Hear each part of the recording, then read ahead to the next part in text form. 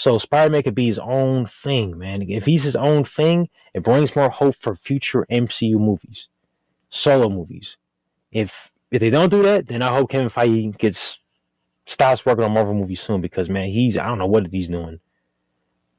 If you fumble your biggest main hero, you're the face of Marvel, and can't give him a 10 out of 10 film, then you failed Spider-Man. And you failed the MCU. That's all I gotta say. That's all I gotta say. And to me, that's just facts right there, man. Okay.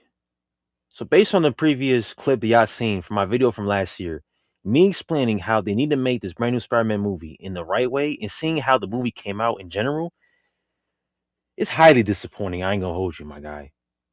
Spider-Man Brand New Day does not feel brand new.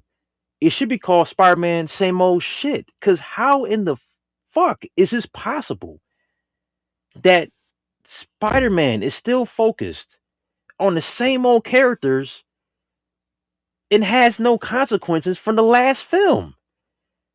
I'm thinking to myself, they're advertising this movie with street level villains, brand new content. Spider-Man's gonna be all about the city, all about him. You know what I'm saying? I'm thinking to myself, okay, they're gonna put Spider-Man in a whole different light, different things that we're gonna see. And sure, I know there's gonna be scene with MJ and Ned. I know that. But I thought that Peter was gonna move on from these characters. We have a chance for him to move on. Spider-Man is so much more without this fake ass MJ Zendaya and this Ned ass character. There's so much more to it. There's so much more. There's so much more, man. There's so much more. Now, the biggest thing about this movie, right, is that I really, really want it to happen. And if this did happen, I really wouldn't even be making this video. I wouldn't make this video whatsoever. Is that, like I said, make Peter Parker move on from Zendaya and Ned. Zendaya, oh my gosh, but I can't stand this fake ass MJ in the movie. I can't stand it. Peter Parker has so many more love interest in the comic books. I swear, he has so much more love interest. Not only from Gwen Stacy, Betty Grant, and multiple other women you can think about that you could have put in this film. Especially Gwen Stacy. I thought that blonde girl in the elevator was gonna be Gwen Stacy. I'm like, okay, my boy, he got it. But he had it all shy, like, oh, sorry. Like, come on, bruh. This not Player Parker. And I get it. He wants to stay away so people around him won't get hurt. I get it. He's traumatized from Aunt May. I get that shit. But my thing is, though, is that all this would have been cool, especially towards the end where he finally accepts that he needs to meet new people. It would have been cool if he had just moved on from Ned and MJ. These two characters do not belong in this brand new version of Spider-Man. I get Tom Holland and Zendaya are, husband and wife in real life, but my gosh, that's why you don't date your coworkers, my nigga, because now you're ruining the narrative that yes, young men out there should be strung up about their ex for 5 years and stalk their Instagram page and hope they'll be a thing together again. Like literally, I think that scene at the party where he saw that she was with somebody else and he left. I get he was mad, that was perfect, but now this is a chance to move on. It's a chance to move on. It's your chance to move on. To find new characters, to find new people. Spider-Man has a roster full of other characters they could have put in his new film as his new friends, man. My gosh. Truthfully. I mean, shit, at some point, Peter Parker could have dated a whole other girl called Carly Cooper who works for the NYPD. Maybe that one too. Could have been cool. Like I said, Betty Grant. Betty Brant. Betty Brant would have been a great character. Betty Brant would have been a great character for Peter's love interest if he would have found that too. If he would have worked at the Bugle. Rainey Robertson could have been also a cool new friend could have had. Hell, even they could introduce maybe a Harry Osborn. I understand that they did Green Goblin kind of, but not really in his own universe, but still. There's different characters that you can do. There's so much more I can say, but off the top of the level, why is he going back to the same two characters that clearly have moved past him? I thought this was going to be a soft reboot, a really good reboot for Peter to move on in his life.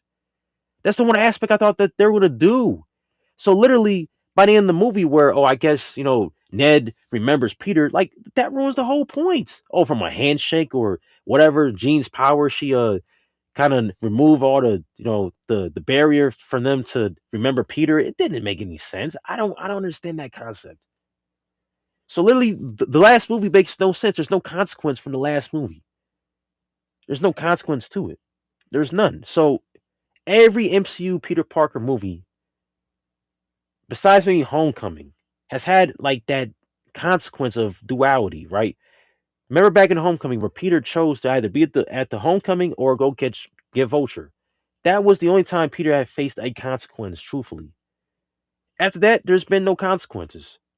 Aunt May to me was a really consequence. That was just being fucking stupid because Aunt May should have never trusted fucking villains that she didn't know to be in the same house, same vicinity with the villains trying to help them. That was kind of fucking dumb. I ain't gonna hold you. That was really stupid.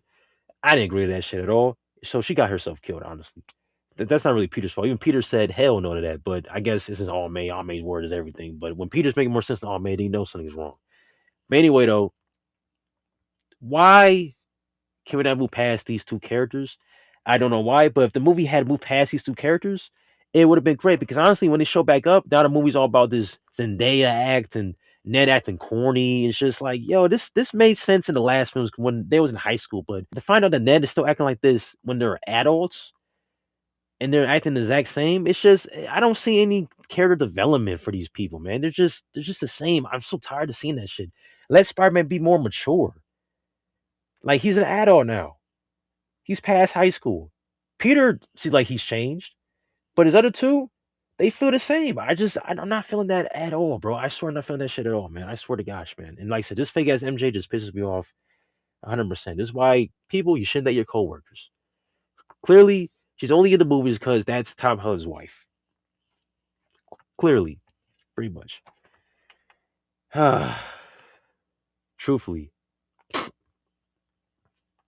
And also, like I said, for number two, the reason why I feel like this movie was false advertising is because where are the street level villains? Now I get that this story was more like it's just like it felt like it was all over the place. Like for one, Hulk didn't need to be in the movie as much. I thought the Hulk should have been the Lizard, kind of, because if I remember correctly, didn't the Hulk have control, or didn't Bruce Banner have control over the Hulk? If I remember correctly, didn't Bruce Banner have control over the Hulk? This was explained by Endgame that he thought that Hulk was the virus, but he really was the cure. So now he has control over the Hulk every single way. But I guess all of a sudden he goes back into, angry Hulk because Jean Grey got into his mind. I don't understand this concept. Like I said, I thought Hulk had control, or I thought Bruce Banner had control over Hulk for these last couple years since Endgame. Like I said, that whole thing on his arm didn't make any sense when literally he said to have control. Remember, he was taking pictures with kids. Kids were comfortable to be around Big Hulk in Endgame. So why are we? I don't understand the concept either. I didn't understand that concept at all. That's just me personally. I don't know. I thought the MCU had pretty much forgot his own writing at that point. But I think that Hulk part should have been maybe the Lizard, right? I understand they did the Lizard in the last film, but it really wasn't like. I mean, I don't think Peter even cared about that version of Lizard as much. But I felt like that this would have been a great opportunity to introduce his version of Dr. Connors. This is why No Way Home is so irritating because there's a lot of villains you could have used, which we probably can't use no more since No Way Home and use all the villains. Like we can't have another Green Goblin, we can't have another Lizard, we can't have another Sandman, we can't have another Doctor Octopus because No Way Home had shown all that to this version of Peter. So it's like, dang, that kind of sucks, low key. I ain't gonna hold you. Yeah, but I feel like this version of the Hulk in this movie should have been the Lizard, which makes more sense because Dr. Connors is always known about like gene splicing and shit like that, which would have made more sense. And that's my personal opinion about it, though. You know what I'm saying? Especially when he's a teacher at a university, because I don't think they'll even allow like, oh, this guy Bruce Banner, sure he's the Hulk, but remember, wasn't he wanted by the government? I don't know. It's just kind of weird. It's shit kind of funny as fuck to me. But like I said, I thought that was really really weird how Bruce Banner, who had control over the Hulk, has no more control over the Hulk anymore, just because of the arm thing and because what Jean Grey got into his mind or whatever. It's just I think that's I don't know. That's just very fucking weird. I don't know. Inconsistency. Like I said, I thought Bruce formed that bond perfectly with the Hulk since Endgame. This was well established and known, but I guess they forgot that concept. I guess I don't know. Really, really big concept of the movie that I did not agree with at all. But anyway, like I said, I thought this movie would have street level villains. I thought this movie was going to have Silvermane, Hammerhead, even Tombstone, which Tombstone didn't make an appearance into the movie, but he was shown for like 10 seconds, which is very disappointing. Like I said, I thought this movie was going to be super street level to the point where that he's finally finding villains that's on the street while he could focus on his life of meeting new people. I thought that was the whole point of the movie, right? I thought it was going to be like a say like a gangland type of arc where like all the mob bosses are trying to take control of the city. Spider-Man has to stop them. Like I understand this was a thing in like Daredevil with Kingpin around, but like I said, this movie had an opportunity to show other characters that we have not seen before that could be dangerous. Like I find it ironic how Spectacular Spider-Man does his entire thing right with all the mob bosses and the street level villains right, but the movie itself, which is seen to be street level, can't even have it right. Like for example, I'm very disappointed to not see Shocker come back to the movie. He would have been perfect to come back to the movie.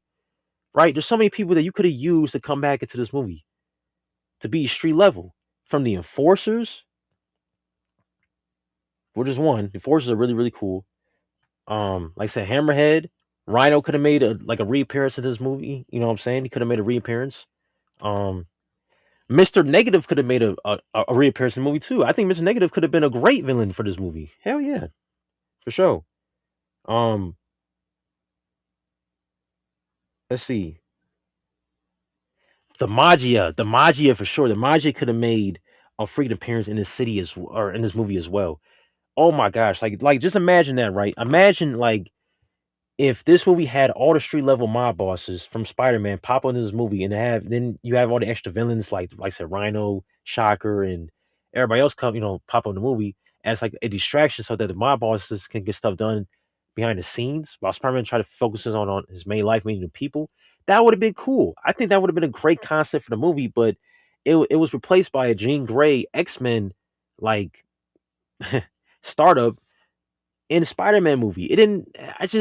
Like what the fuck is going on? Like I said, I think Jean Grey wasn't needed in this movie, but since she's in this movie in general, Jean Grey, why is she seen as super sinister? Like at first, I kind of get how her sister got kidnapped, but at a certain point, why didn't she just ask Spider-Man for help? Like Spider-Man, I need your help. They kidnapped my sister. She could have just said that to Spider-Man. Spider-Man would have completely understood. Maybe he could have helped her out to begin with. Instead of trying to act all evil, like, yo, I'm gonna commit terrorist acts. And I do find it funny how Spider-Man wanted to save Jean Grey, even though she was a terrorist, and then also then there possessed his girlfriend, then even try to kill herself. Like she's fucking evil in this movie. Like I don't get why Peter has such a sentimental hand towards Jean Grey in this movie when she acted so evil. I find it very ironic how Peter Parker wanted to stop the Vulture, who was just trying to feed his family, but yet he wanted to save Jean, who was a fucking terrorist, who committed terrorist acts within the city. Irony, people? I think that's irony. If I was Spider Man, I'd be like, man, okay, she was trying to save her sister. Well, she deserves to get locked up. Shit, she just committed terrorist acts on the city. Fuck that shit. I'd be like, Spider Man, fuck that. I ain't saving her. Honestly, but like I said, I do find it very ironic how Jean in this movie is very kind of like super, like I would say evil, kind of psychotic in a sense, but her backstory kind of makes sense, but don't make sense either. Like, why in the world would Jean, or why would no? Why did Jean and her sister get kidnapped? And when they did get kidnapped, how come they didn't get Jean right there? Right? Then Sarah, who got kidnapped by the people, then Jean was right in front of Sarah. So how did damage control miss Jean? That doesn't make any sense. Am I right? Like we all watched the same flashback where Sarah got pinned down and was getting kidnapped by damage control. You're telling me in the same Scene that Jean was right in front of that to see that they didn't get Jean right there. That didn't make any sense. And why exactly were they going after Jean and Sarah in the first place? Did they do something evil to the mom? Did the mom call damage control to go get him? These are things that has to be shown within the movie. Because I don't understand why they even got kidnapped in the first place. They were not in their own business. But I also feel like they did do something to the mom. They had to do something to that mother. They had to do something to that mom. It makes no sense. And how in the world did they know that she was a telepath before they even got her? That's my thing though. I don't understand this concept. The movie should explain that down to a T, but they didn't. So I'm confused of why in the world these events are even happening for Jean. Like I said, also too, it would have made more sense if Spider-Man would have got Jean out of the prison and said, "Hey, look, I understand what's going on, but after I get you out of here, I have a place, or I saw a place that can help you out that you can go to where they have people like you as safe shelter." That would have made more sense, right? Maybe Spider-Man would have knew about like the X-Men or like Professor Xavier. Or maybe hell, even if he would have met Professor Xavier instead of the Hulk, it would have made a little more sense. Maybe Spider-Man can bring Jean to Professor X. That would have made more sense. But like, what was Peter's plan on trying to escape Jean? Like, what? He's gonna break her out of prison and do what? It would have made no sense. Like I said, Jean is still dangerous whatsoever as it is. So it's just that part of the movie didn't make any sense. So that's what I'm saying. The villain of this movie, which is I guess Jean Grey or even Damage Control, it felt kind of just all over the place. I ain't gonna hold you. If you think about it, once you realize after you watched the movie and you realize what you watched, it was all over the place. Honestly, it was all over the place. Also, there's another aspect of the film that I did not like. That was kind of questionable too. Was the Punisher? The Punisher, ironically, is also praising Spider-Man for having a hero-like mentality. Like, oh man, hey kid, you're a hero. I appreciate it. I appreciate you for that, man. But he was bashing Daredevil for saving lives too. It didn't make any fucking sense. Like the Punisher, who was bashing Daredevil for saving lives. Remember, there's a whole scene on YouTube you can find of Daredevil and Punisher having arguments between, oh, saving lives is bullshit. And now he's going to Spider-Man saying, hey kid, I think you're a good kid. What you're doing out there is good. But he was bashing Daredevil for that. Hell no, that's not your character, Punisher, in the MCU. That's a smack in the face for a lot of people who have watched Daredevil. Nah, Punisher, keep that same energy for Peter. Say, hey man, have you ever thought about trying killing her? Like he should have tried doing that. Instead of being like, huh, hey kid, what you did right there? That was a hero act, man. Like him in the hospital, like what the fuck? Like, come on, bro. Really? Run around this city like it's your damn shooting gallery. Yeah, what do you do? What do you do? You act like it's a playground. You beat up the bullies with your fists. You throw them in jail. Everybody calls you a hero, right? And then a month, a week, a day later, they're back on the streets doing the same goddamn thing. So you just put him in the morgue. You goddamn right I do. You ever doubt yourself, Frank? Not even for a second. I think you're wrong. Which part? All of it. I think there's no good in the filth that I put down. That's what I think. And how do you know? I just know. Look around, Red. This city, it stinks. It's a sewer. It stinks and it smells like shit, and I can't get the stink out of my nose. I think that this world, it needs men that are willing to make the hard call. That's what I think. I think you and me are the same. We're the same. You know it. Only I do the one thing that you can't. You hit them and they get back up. I hit them and they stay down. It's permanent. I make sure that they don't make it out on the street again. I take pride in that. Let me ask you this. Yeah, be a service, huh? Are you a service, Red? Did you serve? You pranced around the city in a Halloween costume, beating the snot out of bad guys. Hey, thank you for your service. I mean, you could help people, you could save lives. Actually, I did that. I was downrange, Red. Look at what it got me. Oh, I apologize. I didn't realize you were a victim in all this. I ain't used that pussy ass word my entire life. You don't put it in my mouth. You understand All that? right, so you tell me, what's going on, buddy? What are you doing down here? Day after day, just hiding out? I ain't hiding from shit. You walked in that door. your next right kill? here. You goddamn right. Great, how's that working? You want to go out there on the street, have at it. But I do not have time for your candy-ass hero shit. Is that clear? Yeah, loud and clear. Yeah? Hey, Frank, maybe catch you at a better time. You come at me with that horse shit about saving lives. How about that friend of yours? You save his life. You lost him, didn't you? Remember that Punisher also bashed Daredevil for saving Kingpin, for taking a bullet for Kingpin. In the same Universe. Remember this, people. I'll show you a clip of that later. But remember, this is the same person who bashed Daredevil for saving Kingpin from a bullet, but it's going to preach Peter for saying, "Hey, kid, that's a good thing you did. We're saving Jean from that bullet." Hey, Red. Yeah. Why would you take a bullet for that asshole? That is a good question. What the fuck? That's not the same Punisher. Ah, come on, dude. And then also the head as well. The head was also a smack in the face as well. The heads is a shadow organization that lurks in the shadows that will never work for any government at all. And you're telling me in this movie, the hand is not only summed down to a couple of people, a couple of teenagers, which is like it's disrespectful in my face. Because if you've seen Daredevil, how they built him up, the hand were almost trying to tear down New York City itself. These people were terrorists. These were immortal killers who could not die barely. The hand were seen as dangerous assassins. But then all of a sudden, in this movie, they're seen as teenagers that were seen on a wrong path. Get the fuck out of here, man. Come on, bro. That's not the hands. That's a smack in the face. Literally, that's like a hand in the face. It's a lot of Daredevil fans who have watched the series also in the comic books as well. The hand will never be like this, ever. Truthfully. Ever. Ever. Honestly. Oh, man. So, like I said, I think this movie should have been a tad more better. I think this movie should have been how the montage was at the beginning, how we see Peter fight all these street level characters while he's trying to focus on his brand new life, focus on getting brand new friends, hell, even having a brand new love interest. And this movie would have been a lot more better. But at the same time, though, since they were going to do the whole Jean Grey thing or all the extra stuff that's going on within this movie, the one aspect that this movie should have did was just let Peter find somebody new, right? The whole movie was building up to saying, hey, Peter, find some new people. Find some new people. That's literally what what's her name? The wolf said to her or to him.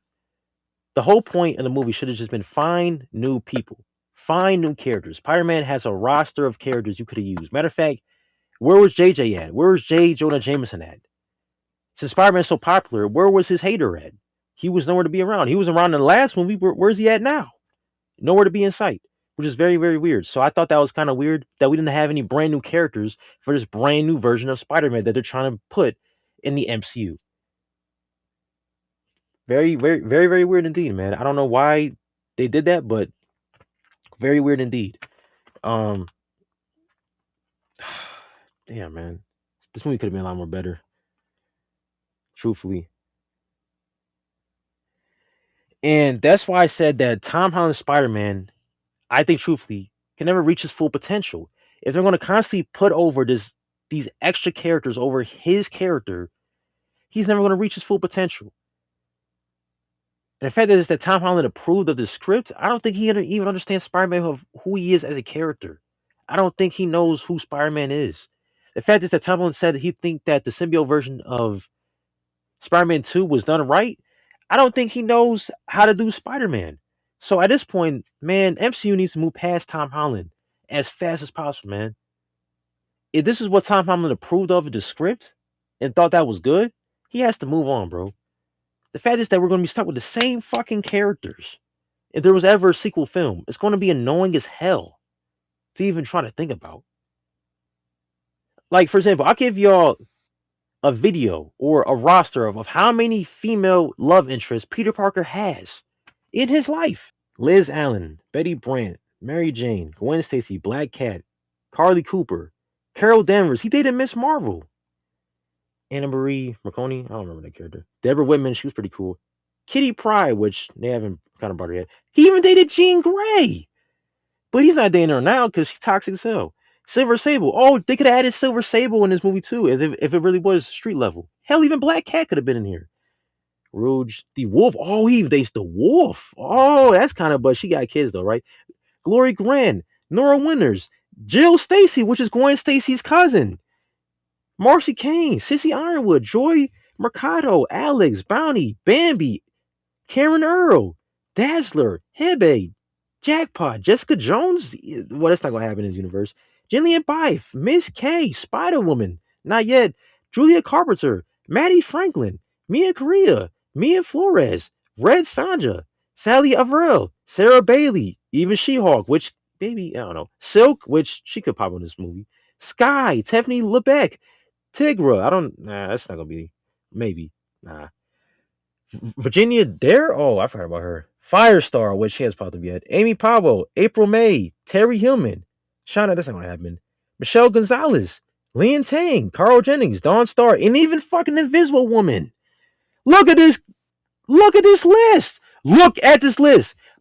Man, Peter Parker has hoes. He got a roster.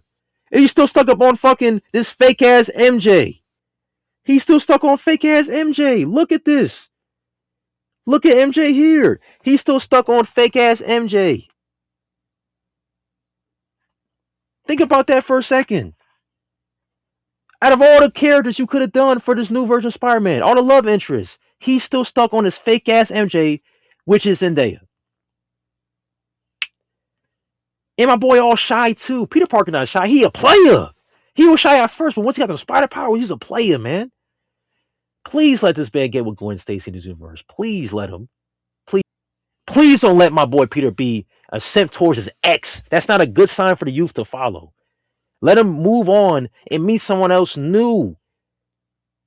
And I get it. Gwen Stacy was his number one. And once he lost her, he was down for a little bit. But MJ has always been the rebound girl for Peter. Peter always suffers for MJ in every single piece of media. At some point, Peter suffers for MJ. Gwen Stacy, that was his one. And once he lost her, yes, MJ was the rebound girl. But then eventually, Peter has other love interests because he's being himself. He's not chasing them.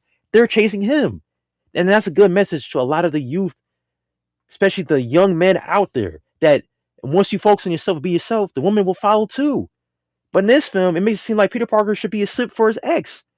After she said, I don't love you, hey, do you want to come aside? Peter should be like, nah, I'm good. Honestly, just move on. And he has not moved on. Come on, man. If you're gonna make if they're gonna make another movie, Peter Parker is gonna be super awkward around not only Ned but also around this new version of MJ. It's just gonna be really weird, man. I don't want to see that at all. I want to see him with a new love interest, Gwen, Betty Brant, Carly Cooper, whoever, anybody else, man. I'm just so tired of this version of Zendaya, and I'm so tired of the MCU fumbling their main icon of their brand, which is Spider-Man. And like I said, this movie doesn't feel like a brand new day. It feels like the same old shit. And at the end of the day, to me, I just fast right there. And look, if y'all mad about it, I don't give a fuck what y'all gotta think. This is truth. Y'all need to hear this shit. If you're a real Spider-Man fan, you know this movie did not reach its full potential. It was, then they put in the agenda for Zendaya and the X-Men agenda into the same movie. And truthfully, we don't have a really big villain or a memorable villain in this movie. It's just another movie where they push that agenda into a Spider-Man movie, which leaves us with a sour taste in our mouth. Honestly. So did we Spider-Man fans really eat? Or were we still starving for more? Like, where's our version of the Batman? Where's our version of the Batman? Remember that movie we had 4 years ago? That movie was a masterpiece that could compete with The Dark Knight and Batman Begins. Where's our version of that for Spider-Man? Because we still have not beaten Spider-Man 2 to this very day. I thought this movie could beat it, but after seeing what happened, Tom Holland Spider-Man will never beat Spider-Man 2 at this point. And to me, that's just facts right there, honestly. Oh yeah, also, hey, there's one more thing I had to say about this movie. The whole thing with the man spider thing in this movie was highly disappointing as well. Now, the one thing that I didn't understand is that how come this man spider mode didn't activate during the multiple times that Peter's life was in danger before this movie? You know what I'm saying? Like, for example, in Homecoming, when the building fell on top of him, where was the man spider mode at that time? Or hell, even from Far From Home, where he was fighting Mysterio when he was extra paranoid. Where was his man spider mode at that time too? Especially in Infinity War, where he was fighting Thanos. Where was his man spider mode at that time too? Where was it? In No Way Home, when Goblin just killed Aunt May, where was his man spider mode at that time? Where was it at? Nowhere to be found. But all of a sudden, Spider-Man, works all the time. He's getting stressed, and now all of a sudden, now the man Spider-Man wants to come out. But when he was literally fighting Thanos, a dangerous alien, and where his all mate got killed right in front of him, damn near by Green Goblin. There was no man spider mode at all. Seriously, how does that make sense? I don't get it.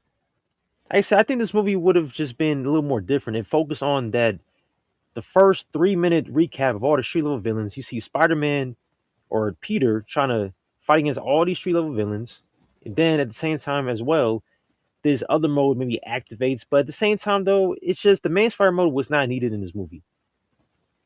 It was not needed. Honestly, it was a little subpoint or a subplot that I guess kind of worked with the whole, what the inhibitor chip. Yeah, it was important for that, but at the same time though, it's just the whole arc of Peter transforming into something else that's more dangerous and evil could have done or could have been done a lot more better. Honestly, that's my personal opinion right there, which also facts that as well too. I don't know. I think, like I said, I just think that part of the movie was really disappointing as well.